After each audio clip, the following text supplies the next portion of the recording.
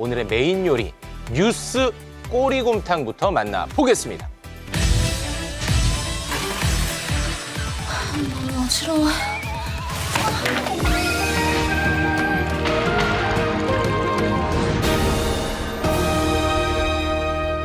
장성철 공론센터 소장, 장윤선 정치 전문 기자, 어서 오십시오. 네, 안녕하세요. 네.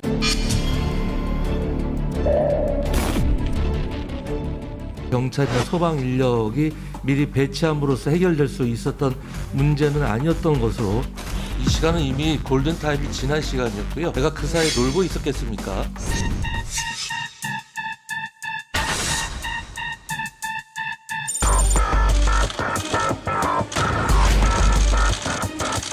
주문, 이 사건 심판 청구를 시작합니다.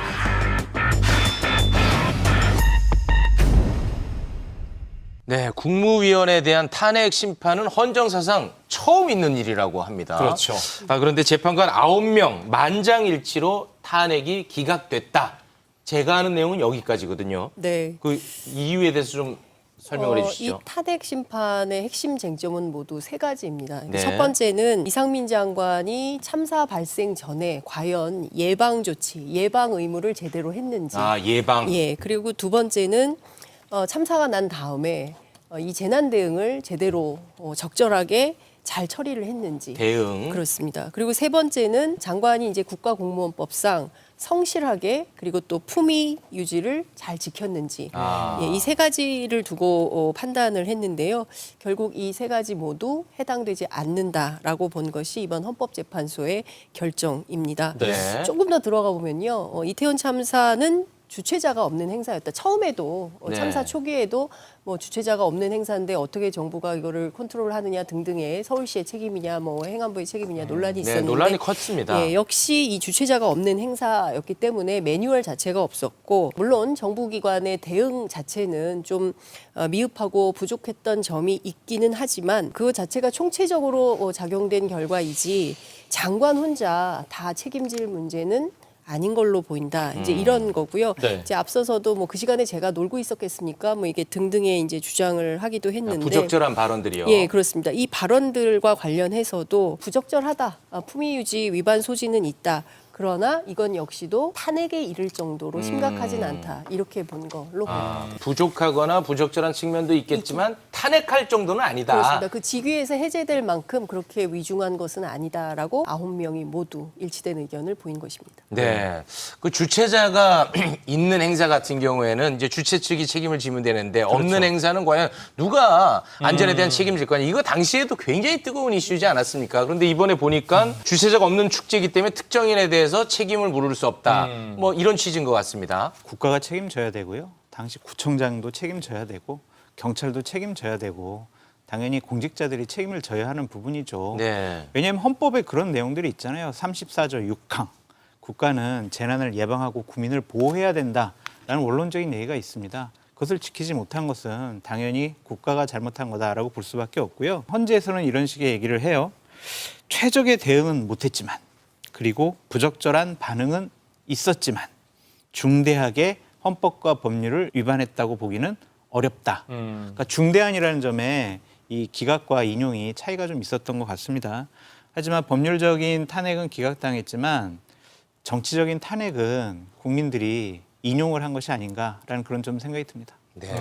그 헌법재판소가 오늘 뭐 시민단체 기자회견을 통해서도 밝혔지만 대단히 정치적인 결정을 한 것이 아닌가. 오늘 두 가지의 사진이 언론사들 통해서 많이 나왔는데요. 이상민 장관 측 변호인이 활짝 웃는 모습과 유족들이 정말 참담하게 울고 계시는 그런 두 사진이 대비돼서 많이 돌아다녔습니다. 국가란 무엇이냐. 지금 해시태그로요. 많은 국민들이 무정부 상태를 돌리고 있습니다. 정말 주최자가 없을 때 누구도 책임질 수 없을 때 당연히 공이 나서서 공공기관이 나서서 정부가 나서서 걱정하지 마십시오. 국가가 책임집니다. 정부가 책임집니다. 지방자치단체가 책임집니다. 라고 해야 되는 것이지 주최자가 없는 행사였기 때문에 아무도 책임을 안 진다. 그러면 도대체 국가는 왜 존재하는 것이고 정부는 무엇을 하는 조직인지 국민들이 묻지 않을 수 없는 이런 상황이 되는 것이고요. 앞으로 엄마들이 그럴 것 같아요. 아무 데도 가지 마라. 이렇게 위험하고 안전하지 않은 나라에서 아이들을 키워야 된다는 것이 너무 가슴이 아픕니다. 네. 우리는 지난 2022년 10월 29일에 그 참담했던 아픔을 오늘 또 느낄 수밖에 없었습니다. 대한민국 모든 국가의 행정기관들은 159명의 국민을 외면하였습니다. 우리는 이 나라의 국민이 아닙니까? 이렇게나 무정하고 무심하고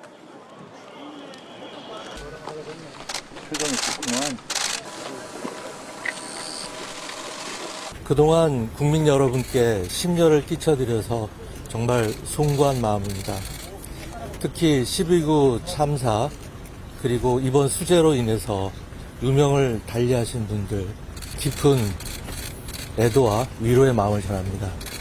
저의 오랜 시간 공백으로 인한 그런 것들을 2배, 3배의 노력을 기울여서 더 열심히 하도록 하겠습니다.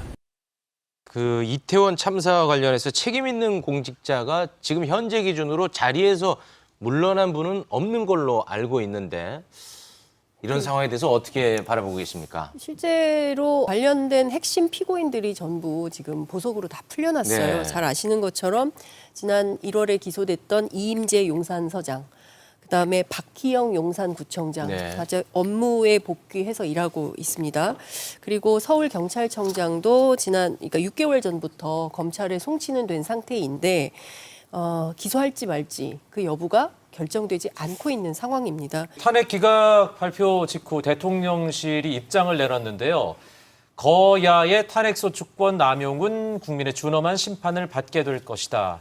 야당 책임론을 띄운 건데 이 부분은 어떻게 봐야 될까요? 그러니까 재판관 9명의 전원 일치의 판단으로 네. 이것은 기각을 했어요. 그러면 당연히 여권에서는 무리한 야당의 정치 공세 탄핵이다라고 규정할 수밖에 없겠죠. 네. 그렇게 방어막을 쳐야 되는데 그러면 과연 야당이 탄핵안을 발의를 한 것, 이상민 장관을 탄핵한 것 이것이 잘못됐냐라고 보기에는 저는 솔직히 어렵다고 봐요. 159명의 대한민국 국민이 사망을 하셨어요. 국민의 대변인 국회는 아무 일도 안 해요. 국회의원 그냥 가만히 있어요. 왜 그런 일이 발생했는지 당연히 물어봐야 하는데 국정조사 여당이 안 받아들였어요. 대통령실에서 안 하겠다고 그래요. 청문회도 형식적인 청문회였어요. 그러면은 야당으로서는 어쩔 수 없이 탄핵안을 발의하는 것이 어쩔 수 없는 하나의 행위였다라고 볼 수밖에 없습니다. 저는 여당의 반응은 더 부적절한 것 같아요. 뭐라고 하냐면 야당은 참사를 정쟁화했다. 야당은 석고대죄해라. 정치적인 책임을 져라. 이러한 탄핵안 발의한 거 죗값을 치러야 한다. 허무맹랑한 탄핵소추였다. 이런 식의 반응 보이거든요. 우리가 법률적으로 헌법적으로 이상민 장관의 면죄부 준 거는 맞습니다. 하지만은 재난 대비 주무부처의 장관이에요. 그 사람이 이런 말을 했어요. 그 사고 난 다음에 경찰 병력을 미리 배치했어도 해결될 문제가 아니었대요. 네. 경찰이 배치됐으면은 해결됐을 거라고 우리 많이 얘기를 했었잖아요. 네. 근데 장관이 이런 얘기를 해요. 그런 분은 정치적으로 탄핵이 됐어야 하고 그리고 이런 분은 그 행안부 장관으로서 자격이 없다라는 생각이 드는데 네. 그냥 지금이라도 사임하시는 것이 어떠냐 그런 생각을 해봅니다. 네. 정부 여당의 반응 어떻게 평가하십니까? 저는 전반적으로 보면 국민의힘 특히 정부 여당에게는 민주당밖에 안 보이는 것 같아요. 그러니까 사실은 국민을 보고 정치를 해야 되는데 네. 그게 아니라 민주당만 계속 공격하면서 정쟁의 대상으로 서로 삼고 있는 이런 상황이 국민들 입장에서 볼 땐 정말 짜증나고 답답하고 황당한 이런 상황이 되는 건데 저는 그중에서 대통령실 입장도 지난주에 바로 장모 사건과 관련해서 법정 구속되는 상황이 있었는데 이때 이제 기자들이 의견을 물었을 때 대통령실이 뭐라 그랬냐면 사법부 판결에 대해서는 대통령실이 언급할 대상이 아니다 이렇게 네. 얘기를 합니다. 일종의 선긋기, 불리한 이슈에 대해서는 입을 꾹 다물어요. 말하지 않습니다. 그런데 이번에는 헌재 결정 나오자마자 바로 기자들한테 야당, 민주당의 책임을 또 묻고 있는 이런 상황이 되는 것이거든요. 네. 전반적으로 보면 대통령실의 대응이 대단히 좀 일관성이 없고 않고 유리할 때만 나타나고 불리할 때는 숨어버리는 방식으로 좀 비겁한 정치를 하고 있는 게 아닌가 이런 비판도 가능할 것 같습니다. 네. 고속도로가 끝나는 지점이 왜 김건희 여사 일가의 땅 각 이 정부에서 추진되었던 모든 사항을 백지화하겠습니다. 양평 고속도로에 관련된 일체의 자료를 전 국민을 상대로 인터넷에 모두 공개하였습니다. 괴담에서 벗어나 정상 추진되기를 바라는 입장입니다. 공개된 자료는 꼭 필요한 자료는 또 빠져 있는 데다가 대국민 자료 공개 쇼에 불과하다.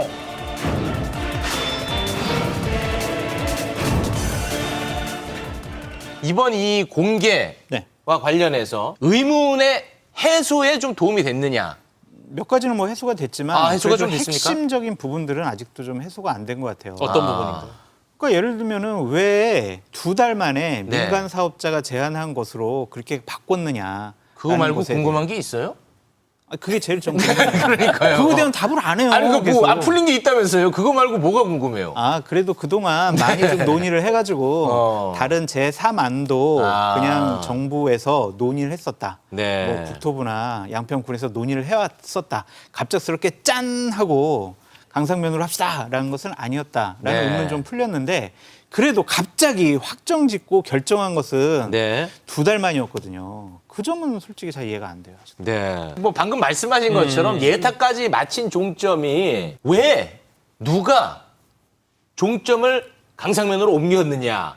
이게 가장 핵심적인 궁금증 아니겠습니까? 근데 그렇죠. 이번 이 자료를 보면서 네. 저는 개인적으로 의혹이 해소가 되는 게 아니라 더 궁금증이 가중되고 있는데 네. 기자님은 어떻습니까? 저도 비슷합니다. 그러니까 돌고 돌고 돌아서 결국에는 왜 강상면인가에 대한 답변이 있어야 되는데 그것은 없었다. 그리고 네. 자료도 일부는 뭐 누락한 이런 것들도 있고 네. 그래서 대국민 무슨 쇼 이런 얘기도 나오고 있는 실수로 누락했다고 하더라고요. 네. 여하튼 그래서 뭐 다시 또 해서 넣다 보니까 이거 조작 아니냐라는 언론의 의심도 나오고 있는 이런 상황인 겁니다. 무엇보다 국토부 주장하고 배치된 문건이 발견이 된 거예요. 그동안 국토부가 뭐라고 했었냐면 양평 주민들이 원해서 그래서 강하 IC를 설치를 해야 됐고 그래서 변경안이 필요했다. 강상면 종점안이 유일한 대안이다. 이렇게 설명을 해왔잖아요. 강화 IC가 필요하기 때문에 강상면을 옮겨야 된다. 된다라는 이런 주장. 입장이었죠. 그렇습니다. 그런데 국토부가 공개한 자료를 보면 지난해 5월 용역업체가 국토부에 최초 보고한 지도입니다. 저 지도 어디에 봐도 강하 IC가 없어요. 강하 IC가 안 나옵니다. 강하 IC 글자를 숨은 그림 찾기처럼 찾아봐도 없어요. 네. 그리고 이후에 9월 달에 세 번째 보고에서야 강하 IC가 처음으로 등장을 하게 됩니다. 예, 그러니까 국토부는 강하 IC 때문에 강상면으로 종점을 바꿔야 된다 이렇게 정했다라고 주장을 하지만 실제로는 종점을 강상으로 정해놓고 네. 그리고 강하 IC를 들이민 거 아니냐 예, 이렇게 볼 수밖에 없다. 그러니까 국토부의 해명과 앞뒤가 좀 바뀌는 완전히 바뀐 예, 것처럼 이런 보이네요. 상황이 되는 거 아닌가 싶습니다. 네. 솔직히 이해가 잘 안 가요. 네, 네. 그래서 이러한 부분들을 내일 이제 국토 상임위에서 원희룡 장관이 답변을 충실하게 해야 될 것 같아요. 내일 현안 질의가 있다. 네, 그냥 또 호통치면서 예, 예, 그냥 예. 막 자꾸 그런 의혹 제기하면은 이것도 안 하겠습니다. 이런 식으로 나오지 말고 자세하게 국민들에게 설명해 주시고 이해시켜 주셔야 한다. 네. 답변을 들을 의무가 우리 국민들한테는 있다라고 말씀을 드려요. 네. 아니 그래서 진짜 궁금해서 네. 그런데 원희룡 장관 한 라인 또 갖고 있잖아요. 있죠. 아 맞다. 통화- 지난주에 네. 계속 전화 연결 하셨죠? 한다고 했잖아요. 통화하셨는지요? 노래 하나 하겠습니다. 노래요. 네. 연락도 없고 날 피하는 것 같아. 연락이 없어요. 연락이 안 돼요. 버림받은 것 같아요. 그래서 참 속상하기도 한데 내일 원희룡 장관이 그냥 유튜브를 통해서 본인의 입장만 계속 개진하는 일방적인 소통만 했었잖아요. 내일은 국회의원들이 물어보는 의문점에 대해서 자세하게 설명을 해주셨으면 좋겠다라고 다시 한번 네. 부탁드립니다. 그 강상면 네. 변경안이 경제적인 측면이 있다. 뭐 이런 주장을 해오지 않았습니까? 네. 거기에 대해서는 어떻게 좀 나온 게 있습니까? 그러니까 지난번에도 말씀드렸지만 BC 경제 타당성 검토 안이 없어요. 없어요? 빠져 있습니다. 비용 편익 분석이죠. 그렇습니다. 예. 비용 편익 분석이 빠져 있기 때문에 55개 굉장히 많은 문건을 공개했지만 그 내용 안에서도 BC 비용 편익 분석 내용이 없습니다. 이유는 안 했기 때문입니다. 네, 그렇기 때문에 이 문제도 내일 질의 가운데 중요한 포인트가 될 걸로 보이고요. 네. 교통량 분석을 대신 해놨어요. 강상면으로 가면 기존 안보다, 그러니까 양서면 안보다 한 6,000대 정도가 더 늘어난다. 근데 여기에는 강남, 송파, 서초를 포함한 안이 되는 겁니다. 이걸로 예타가 다시 통과될 수 있겠냐? 꼭 그렇지만은 않을 거다. 왜냐하면 돈이 많이 더 들어가기 때문에 55%나 되는 도로가 변경되기 네. 때문에 비용 자체가 굉장히 많이 늘어나서 실제로 좀 어려울 가능성이 있다라는 얘기가 기재부 주변에서 흘러나온다고 학자들이 얘기를 하고 있습니다. 그러니까 네. 이 부분은 국토교통부가 국민을 좀 우롱했다라고 저는 말씀드리고 싶어요. 처음에 이제 강상면으로 바뀌면은 돈 얼마 더 들어? 그랬더니 한 160억 정도 네네네. 더 듭니다. 기억나시죠? 네네네. 근데 이제 오늘 발표한 거 보면은 3천억 정도 더 들어. 3천억. 이렇게 네. 얘기를 해요. 그래서 왜 3천억이나 더 들어? 그랬더니 그동안 물가 상승률도 있고요.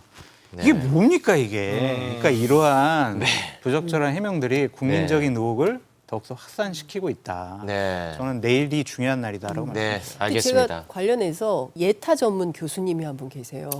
예타 전문 교수. 예타 전문. 그동안 이제 정부의 용역을 굉장히 많이 하셨던 연구자.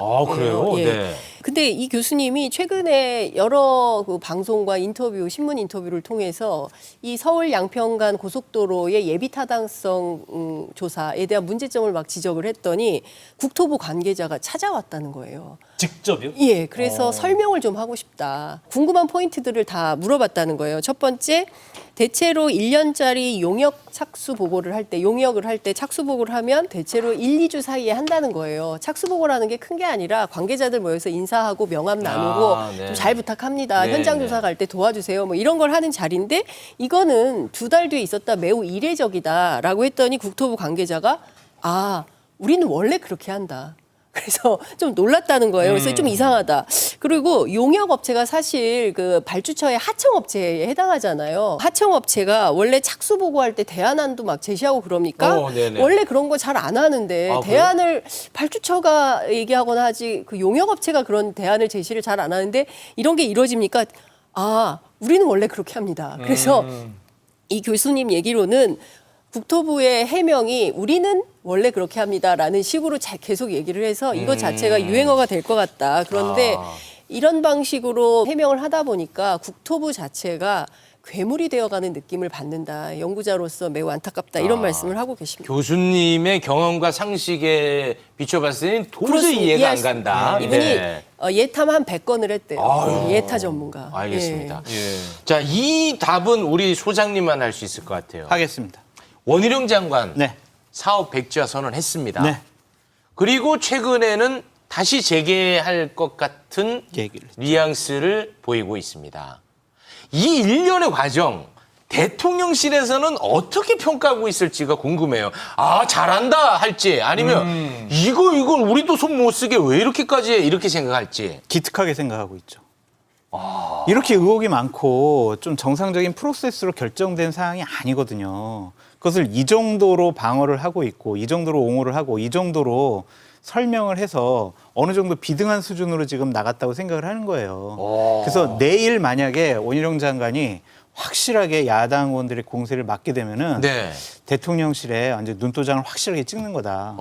차기 대권 후보로도 더욱더 강력한 지지 기반을 마련할 수가 있을 정도다라고 네. 평가를 하는 것 같은데 근데 원희룡 장관도 대통령이 되겠다는 분 아니에요. 그러면은 합리적인 중도층이 그래 저 사람 대통령 깜인 것 같아 라고 해야지 우리를 강력하게 지지하는 그룹에서 와 대통령을 잘 옹호하고 방어하는구나 저 사람 대통령 시켜주자 이런다고 한들 그 사람이 대통령이 될 수 있겠냐고요. 네. 그래서 앞으로 이 건은 상당히 좀 발목을 잡힐 행동인 것 같다라는 좀 말씀을 드리고 네. 저는 대통령과 대통령실 그리고 국민의힘에 꼭 드리고 싶은 말씀이 있어요. 노선이 변경됐잖아요. 거기에 대통령 처가 일가 땅이 있습니다. 네. 그것이 진짜 실질적으로 그 도로가 나게 되면은요. 대통령 처가에게는 막대한 부를 안겨줄 수도 있어요. 네. 이거는 도의적으로 이렇게 해서는 안 돼요. 네. 이것은 권력을 이용을 해서 부를 축적을 한다라는 국민적인 비판으로부터 자유로울 수가 없는 사안이거든요. 의도 여부를 떠나서. 그렇죠. 네. 그렇다면은 대통령께서는 본인 입장을 밝히셔야 된다고 저는 생각을 해요. 기부를 하시든지 파시든지 해서 이 의혹과 관련해서는 더 이상 지적을 받지 않도록 네. 본인이 깔끔하게 정리하시는 게 맞다라고 네. 다시 한번 주장합니다. 그런 움직임이 좀 있다고 합니까? 없습니다. 알겠습니다. 네. 전형적인 게이트 성격이 크다라고 서울 양평 고속도로 그다음에 공흥지구 뭐 등등 양평 땅을 둘러싼 취재를 하고 있는 기자들은 그렇게 보고 취재를 하고 있습니다. 그렇기 때문에 대통령실이 보다 더 적극적으로 해명해야 되는 포인트에 대해서는 침묵으로 일관하고 있는데 안 그랬으면 좋겠다 이런 당부 말씀도 저는 좀 드리고 아직까지 뭐 싶습니다. 게이트라고 하기에는 좀 무리가 있고요. 네. 어쨌든 대통령 처가 일가가 네. 부동산을 통해서 뭐 사업도 계속 해오고 부를 축적해 왔잖아요. 최은순 씨 같은 경우도 그것 때문에 결국에는 지금 법정 구속이 되는 상황이고 네. 이런 부분들에 대해서는 대통령께서 그동안 우리에게 줬던 인식이 뭐였냐면 불의에 항거하는 정의로운 검사 윤석열 이래서 대통령까지 된 분이거든요. 아, 공정과 상식이죠. 근데 이제 처가와 일가와 관련된 여러 가지 의혹을 이렇게 반응 안 보이고 그냥 그대로 추진한다라는 것은 그 이미지까지도 완전히 다 갉아먹을 수가 있어요. 네. 사실 7월 17일에 이 국토부 이제 상임위 현안 질의가 예정이 되어 있었는데 수해 때문에 미뤄진 거고요. 내일 드디어 있습니다. 과연 원희룡 장관이 거기서 명쾌한 해답을 줄 수 있을지 궁금합니다. 오늘 두 분 말씀 고맙습니다. 예.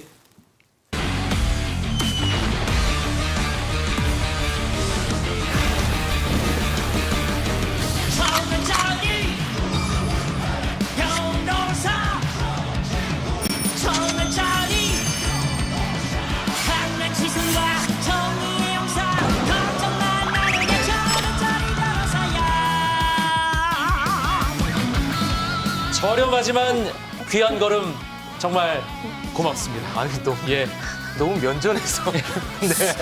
2,000원짜리. 예. 네. 우리 뭐 제작진 의견에 따르면은 수입료 대비 네. 승소율이 가장 높은 두 분을 모셨다는데. 네. 만족합니까? 뭐 원래는 이제 1,000원짜리 변호사인데 이제 야간 상담이기 때문에 아. 두 배로 이제 오늘 2,000원짜리 변호사 그동안 또 물가 인상률도 네, 많이 들어가겠습니다. 네. 성실하게 하겠습니다. 네, 네.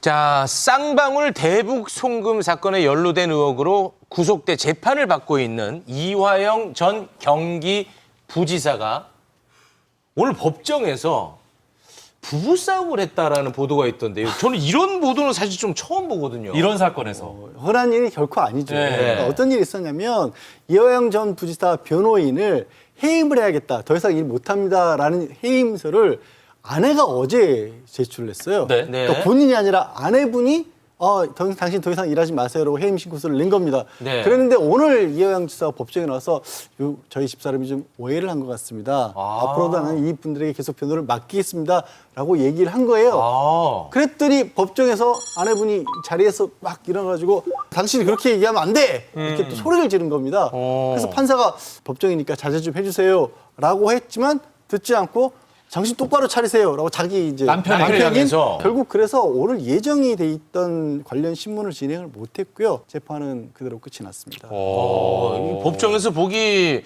드문 경우라고 하셨는데 이게 무슨 뭐 갈등의 원인이 있지 않겠습니까? 이런 것만 보면 행간의 의미를 저희가 파악하기 어려우니까요. 사실 저 사건에서 정확하게 두 분이 왜 그랬는지는 저도 모릅니다. 다만 일반적으로 봤을 때 이런 경우들은 있어요. 변호인들은 피고인에게 이익이 되는 쪽, 변호인 입장에서 피고인의 이익이 된다는 건 뭐 실체의 진실이 어떻고 아니면 정치적 의미가 어떻고 이런 게 아니라 내가 맡은 피고인이 최대한 가볍게 처벌을 받는 쪽이 변호인의 입장에서는 그게 최선이라고 생각을 하고 그 방향으로 전략을 제시를 하죠. 근데 그 전략에 대해서 가족들끼리 의견이 엇갈릴 수가 있어요.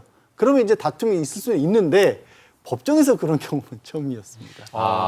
저도 이런 경우는 처음 보고요. 추론컨대 아마 이제 이화영 지사와 변호인단은 이제 접견을 늘 하지 않겠습니까? 그래서 아마 상의도 하고 여러 가지 이제 그 도움을 받았을 텐데 이화영 지사의 배우자분은 전 부지사. 전 부지사의 그러니까 이렇게 가서는 안 되겠다 하면서 변호인을 막 해임시켜야겠다 네. 이렇게 하면서 적극적으로 나선 것인데 결국에는 지금 현재 피고인인 이화영 전 부지사의 의사가 가장 중요한 거거든요. 그래서 오늘 이 법정에서의 나름대로 이런 소란은 이화영 지사의 의사대로 네. 이제 정리가 된 걸로 보면 될 것 같습니다. 이화영 전 부지사는 변호인을 원하고 있고 계속 맡기겠다. 네, 이거 맡기겠다. 부인은 안 돼! 뭐 이런 입장인 것 같은데 이화영 전 부지사 진술이 번복됐다라는 보도가 좀 있지 않았습니까? 이게 좀 원인이 됐을까요? 그렇죠. 일부 매체에서 이화영 전 부지사가 이재명 당시의 지사에게 내가 방북과 관련해서 비용 대납을 해달라라고 얘기를 했다. 방북과 관련해서 이재명 지사한테 보고를 했다. 네, 오. 쌍방울 회장이 돈 대신 내주기로 했습니다. 라고 2차례나 보고를 했다. 라는 식으로 얘기를 입장을 바꿨다라는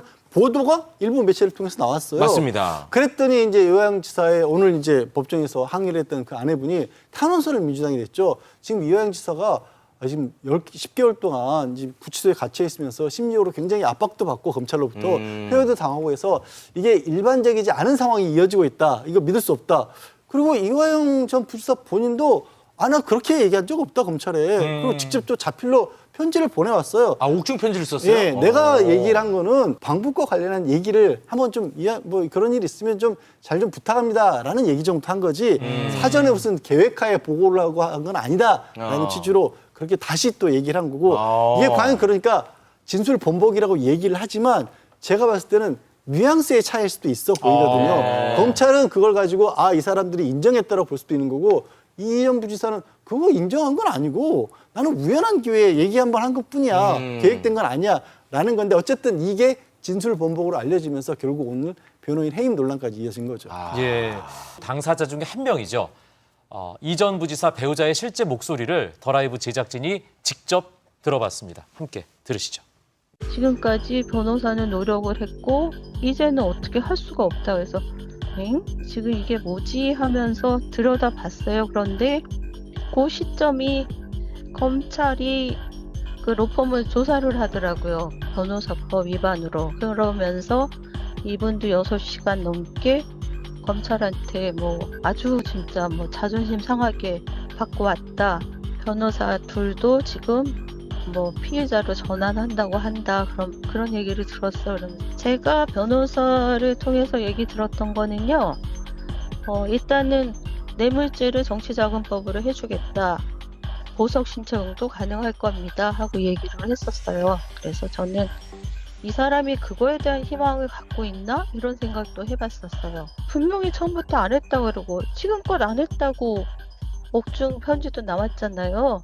이제 와서 왜 그러냐고 얘기를 해요. 그래서 정말 이 사람이 법정에 나와서 당당하게 양심 선언을 했으면 좋겠습니다. 그래서 진실을 좀 밝혀냈으면 좋겠어요.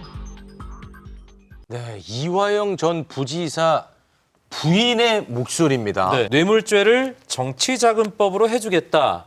이 부분이 네. 좀 법률적으로 설명이 좀 필요한 부분. 뇌물죄가 더 이제 무거운 거죠? 예. 그렇죠. 그러니까 이게 뇌물로 볼 것이냐 또 아니면 정치자금법 위반으로 볼 것이냐 또 이게 중첩되는 경우도 있거든요. 근데 그 적용 법조에 대해서는 사실 이제 검사가 이제 판단을 하는 것이기는 한데 지금 아무래도 이화영 전 부지사 이제 아내 쪽에서는 이런 식으로 좀 검찰하고 좀 소위 말해서 거래를 한 거 아니냐 이런 이제 의혹을 제기하고 있는 것으로 보이고요. 네. 아무래도 지금 그 이화영 전 부지사의 변호인단의 생각은 좀 많은 차이가 있는 걸로 보입니다. 네. 그러니까 이화영 전 부지사 배우자 같은 경우에는 얘기하신 것처럼 검찰이 회유했다라는 거고 또 이제 이화영 전 부지사가 자필 편지를 보내서 나 그렇게 말한 적 없다라고 했더니 검찰 측에서는 또 아니 이거 외부에서 외부 사람들이 왔다 갔다 하더니 회유를 당한 거 아니냐라는 식으로 서로를 좀 의심하는 듯한 입장들을 좀 보이고 있거든요.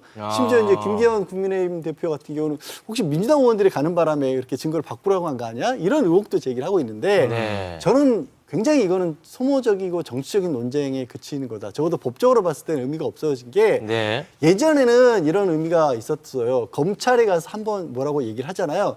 그걸 바꾸기가 어려웠어요. 어지간해서는 그 내용 자체가 증거로 쓰였어요. 근데 지금 이제 일종의 일련의 사법개혁과 관련해서 검찰에 가서 얘기한 거는 법원에 와서 나 그런 말 한 적 없어요 하는 순간 다 날아갑니다. 법원에서 법정에 직접 얘기한 것만이 증거로 쓰일 수가 있는 거예요. 그래서 결국 이화영 전 부지사가 원래는 오늘 아까 얘기했던 재판 진행되는 절차 있죠. 그 신문 절차에서 무슨 얘기를 하느냐 과연 네네. 그게 결정적이었는데 오늘은 이제 넘어가 버린 거예요. 이게 연기가 됐다. 그건 안 나오고 그게 안 나왔던 부부싸움만 남았네. 그렇죠. 그러면 지금 뭐 부부싸움을 하고 뭐 변호사를 해임시키니 많이 이런 거는 재판에 영향은 안 끼친다는 겁니까? 재판에 영향을 끼치지는 않겠지만 이제 결국 판사가 사람이잖아요. 예. 이게 왜 이런 일들이 자꾸 얘기가 나오고 있을까? 예. 아 이거 어느 한쪽 말을 지금 일방적으로 믿을 수가 있을까? 아니면 양쪽 중에 누구 말이 더 신빙성 있다? 이런 부분을 고민하게 만들겠죠. 재판 과정에서 판사 앞에서 어떤 말들이 나오느냐가 지금 가장 핵심인 것이고요. 지금 아무래도 재판장 입장에서는 뭐 여러 가지 지금 이런 뭐 보도들도 있고 사람이기 때문에 영향을 안 받을 수는 없겠지만은 지금 이런 그 부부싸움 같은 이런 국면들 내지는 뭐 민주당 인사들이 자꾸 이렇게 접촉하면서 뭔가 이렇게 증언들이 좀 오염되는 거 아니냐 좀 이런 식의 생각은 좀 할 가능성이 있어 보입니다. 네. 그 검사가 이게 뭐 텍스트라서 네. 감정은 알 수가 없는데 약간 좀 짜증이 묻어나는 듯한 모습이거든요. 이 부부싸움 그 장면을 보고 검사가 이 경험한 적 없는 일들이 지금 일어나고 있다. 그러면서 외부 세력에 의한 재판 독립성 훼손이 우려된다. 이런 발언을 했다고 하거든요. 이건 어떻게 보세요? 근데 뭐 신인규 변호사님은 오염됐다라는 생각을 판사가 할 수도 있다라고 했는데 재판의 독립성이 훼손되는 게 아니라 검찰의 독립성이 훼손된다라고 주장한 게 아닌가 싶어요. 왜냐하면 무슨 말씀이냐면 네.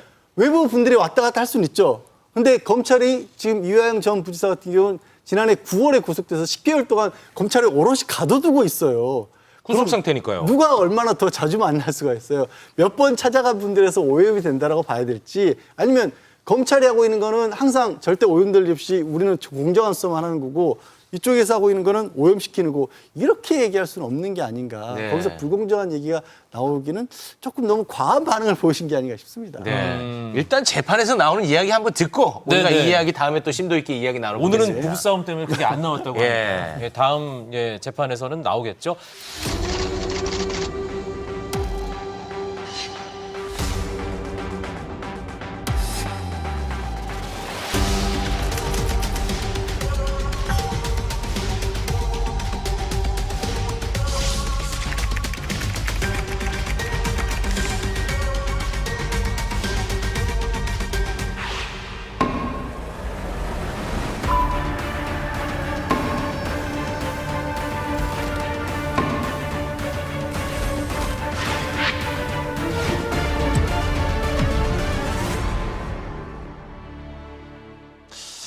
이 일 동안 사실 초유의 사태입니다. 네. 윤석열 대통령의 장모가 징역 1년의 실형을 선고받고 법정 구속이 됐습니다. 요게 좀 내용이 너무 옛날 일이기도 하고 좀 복잡하더라고요. 간략하게 좀 정리를 해주시죠. 아주 확 줄여드리면 이런 겁니다. 장모가 2013년경에 성남시 도초동에 땅을 사는데 네. 돈 있어야 땅을 살 거 아니에요. 네. 대출을 받으려고 하는데 원래 나 통장에 돈 많다. 그럼 347억 원 가량이 있는 걸로 4차례에 걸쳐서 위조를 해요. 돈이 원래 이렇게 많은데 지금 다른 일 하느라고 이게 묶여 있어서 내가 돈 빌리는 거야. 근데 나 돈 많으니까 걱정하지 말고 돈 빌려줘. 이렇게 347억 원어치 통장 잔고를 위조했다. 원래는 그 돈이 없는데. 없는데 위조한 거니까. 그러니까, 예. 그것도 그렇고 또 그와 관련돼서 동업자 안 씨하고 또 관련 소송을 하면서 이번에는 법정에도 우리 돈 이렇게 있었어요라고 100억 원 가량의 잔고증명서를 위조해서 이거는 법원에 증거로 제출을 했어요. 법정에다가요? 네, 법원에. 그러니까 이게 이런 것들이 결국에는 사무소 위조고 또 일부 행사했다는 거고 또 땅을 사면서 자기 이름으로 산 게 아니라 다른 사람 이름으로 사서 부동산 실명법 위조라 해서 이 세 가지가 적용돼서 1년형을 받은 겁니다. 네, 예. 그게 다 인정이 된 거죠. 네. 네. 2021년 12월에 1심 판결이 있었고요. 그때도 1년. 네. 이번이 항소심 2심이었는데 또 1년 선고가 됐고 법정 구속까지 됐습니다. 죄질이 불량하다. 뭐 이런 얘기까지 나왔잖아요. 그러니까 그만큼 이제 재판부가 윤 대통령의 이제 장모인 이제 최은순 씨의 죄질이 불량하다는 이제 판단을 내린 건데요. 네. 재판부가 이제 직접 밝힌 구속 사유를 좀 보면요. 잔고 증명서 4장을 이제 위조했다라는 것이고 민사 소송에서도 위조한 잔고 증명서 1장을 이제 제출해서 행사했다는 것과 기재된 예금 규모액이 막대하다 뭐 이런 것들이고요. 사실은 이제 죄질이 상당히 중한데 여러 증거들이 이제 존재함에도 피고인은 범행을 계속 부인해왔고 책임을 돌리면서 반성을 하지 않는 점, 요걸 들어서 이제 법정 구속을 시킨 겁니다. 네. 현직 대통령 장모가 법정 구속됐다. 이 자체도 사실 놀라웠는데 저는 이 선고 1년이 이거 너무 좀 가볍지 않느냐는 비판의 목소리가 나오고 있는데 거기에 대해서는 어떻게 보십니까? 형량이 상당히 좀 낮다는 평가가 지배적입니다. 왜냐하면 기소될 때 너무 좀 작게 축소해서 기소가 됐다는 의혹이 있어요. 아까 양 변호사님 말씀하신 대로 소송에도 그 증거물로 100억짜리의 그 위조된 잔고증명을 제출했는데 네. 이게 또 소송 사기 혐의가 적용될 수 있어서 이게 특경법이 적용이 되면은 무기 또는 5년 이상의 징역을 선고하게 돼 있거든요. 근데 소송 사기론이 이번에 기소가 안 된 거예요? 사기에는 사자가 지금 다 안 들어간 것이죠. 그래서 이제 위문서 위조와 이제 행사만 들어간 것이기 때문에 이 부분이 빠져서 상당히 좀 경미하다. 그리고 또 조국 전 장관 사건과 비교했을 때도 표창장 위조로 이제 4년이 선고됐잖아요. 법정 구속됐는데 지금 이 사안에 대해서는 같은 위조인데 조금은 약하지 않나 좀 이러한 평가도 있습니다. 그러니까 판사가 더 무겁게 선고를 하려고 해도 검사가 재판에 넘긴 죄 자체가 많지 않았던 거예요. 네. 내가 347억 원 있으니까 이거 보고 대출해줘라고 한 거 그거는 위조만 있다라고 하고 행사 부분을 기소를 안 했어요. 그러니까 이상해지는 거죠. 그거에 이제 저희는요 로스쿨을 안 나왔거든요. 네. 이게 법적인 절차. 사문서가 위조가 있어. 네. 근데 위조가 된 거를 행사를 해. 네. 근데 이 행사한 부분에 대해서는 죄를 묻지 않았다는 건데 요거를 좀 쉽게 설명해 주세요. 아니, 그러니까 이게 위조 문서면 만들었는데 이거를 가지고 누구에게 제시해서 이걸로 이익을 보려고 한 행동을 재판에 안 넘겼어요. 그 부분은. 그 부분은 아예 재판에 안 넘겼어요. 아 그래요? 예. 그 동업자 안모 씨는 그게 기소가 됐던데요? 동업자도 됐고 심지어 이제 동업자에 대한 재판 과정에서 그거 행사할 때 장모도 있었습니다라는 증언도 있었고 그리고 재판부에서도 아니 동업자는 기소하는데 왜 저 장모는 기소 안 해요? 아 판사가 검사한테요? 네. 그렇게 물어보기도 했어요. 검사가 뭐라고 답했습니까? 대답 안 했어요. 판사가 이거 좀 문제가 있는데라고 생각을 하더라도 검찰에서 기소한 건이 아니면 형량에 들어갈 수가 없는. 그러니까 이제 기소라는 것이 검찰의 독점적인 권한이잖아요. 그러니까 검찰이 판단하면서 여기까지만 기소해야겠다 이걸 결정할 수가 있어요. 그러니까 지금 우리 양 변호사님 말씀대로 이 정도, 그러니까 덩어리가 큰 죄에 대해서 일부만 축소해서 부분만 가지고 기소를 했기 때문에 판사 입장에서도 다른 것도 죄가 돼 보이는데 해도 이제 죄를 선고할 수가 없는 겁니다. 네. 그래서 상당히 적은 형량이 선고됐고 그래서 아무래도 항소심에서는 법정 구속을 이제 아마 재판장이 내린 거 아니냐 이렇게 보고 있습니다. 네. 계속 저는 좀 궁금한데 계약금 반환 소송 민사 재판에서 재판정에 위조된 이 잔고 증명서 100억짜리를 이거 냈다는 거 아니에요? 재판정에. 그러면 판사 입장에서는 매우 무시당하는 느낌을 받을 수 있을 것 같은데요. 무시당하기보다 이 법정을 어떻게 보길래 이렇게까지 생각했냐라는 거고요. 예. 그럼 이거는 행사를 그럼 왜 이건 기소를 했을까요? 이건 법원의 증거 목록에 아예 딱 들어가 있잖아요. 그거는 이제 행사하는. 그러니까 이건 뭐 어떻게 할 수가 방법이 검사도 없었던 없는데. 거고 나머지에 관해서는 증인들이 그렇게 얘기했지만 뭐 검사 입장에서는 못 믿는다라고 볼 수도 있고 장모가 오히려 피해자였다라는 식의 어떤 그쪽의 주장이 있었거든요. 그 과정에서 소극적으로 가담했다 뭐 이런 이유라서 기소를 안 했다. 이 재판에서 나온 얘기는 아니고요. 그런 의견서가 대검에서 만들어지기도 했어요. 윤석열 검찰총장 시절에 대검에서 장모 관련한 문건을 만들었다는 말씀입니까? 되게 중요한 말인데 쑥 지나가게 말씀하시네. 그게 많이 알려진 거였죠. 알려진 검찰총장. 근데 이제 윤석열 당시 검찰총장은 직접적으로 본인에 의해서 만들어진 건 아니고 네. 대검에서도 검찰총장과 관련된 중요한 사항에 대한 사회적 의혹이 있기 때문에 우리가 이에 관해 준비를 한다라고 해서 나온 의견서에 그런 내용이 들어가 있어요. 네. 송영길 전 대표가 윤석열 대통령이 후보 시절에 이 장모 관련한 발언을 근거 삼아서 검찰에 고발을 했더라고요. 이건 어떻게 보십니까? 근데 이제 아무래도 대통령이 지금 현직 대통령은 이제 헌법에 의하면 불소추 특권이 있어서 내란이나 외환이 아니고서는 형사적으로 소추받지는 않거든요. 그렇죠. 그럼에도 불구하고 이제 송영길 전 대표께서 이제 윤석열 대통령을 이제 고발을 한 겁니다. 장모에 대한 판결과 윤석열 대통령이 후보 시절에 말했던 여러 가지 그 발언들이 이제 배치되고 모순된다. 네. 이 부분에 대해서 이제 문제를 삼은 것이고 검찰이 사실상 현직 대통령에 대해서 수사에 착수할 가능성은 내용은 없죠. 그렇지만은 이제 그 형식적인 정치적인 행동으로서 이런 행동을 한 걸로 보여집니다. 그 임기가 끝나면 어떻게 되는 거예요? 이제 그때는 수사로 이제 착수 전환될 수가 있는 것인데 될 수도 있다. 그렇죠. 근데 지금 현직일 때는 뭐 수사를 하지도 않거나 수사를 하더라도 불소추 특권이 헌법에 명시되어 있습니다. 공식적으로 해명을 하지 않았으면 모를까. 후보로서 나와서 우리 장모는 오히려 손해만 봤다. 알고 보니 50억 사기를 당한 거다라고 공식적으로 얘기를 하셨잖아요. 그러니까 지금 그에 대해서 국민들에게는 소명을 해주셔야 하는 거 아니냐라는 목소리를 낸 거죠. 예. 뭐 대법원까지 가는 거죠? 뭐 다시 한번 일단은 상고를. 지금 최은순 씨는 상고를 한 걸로 알려져 있는데요. 예. 사실 이게 상고가 받아들여질 가능성은 매우 희박합니다. 그런 형사재판에서는 법정 자체가 낮은 경우에는 아예 다시 보지를 않습니다. 네. 이 관련해서 대통령실에서 입장 내는 것은 뭐 맞지 않는다라고 입장을 냈는데 거기에 대해서는 어떤 생각을 갖고 계십니까? 아니 대통령실에서 왜 어떤 경우에는 아까 다시 한번 말씀드렸다시피 이게 공식적인 걸로 국민들에게 후보로서 얘기를 한 거잖아요.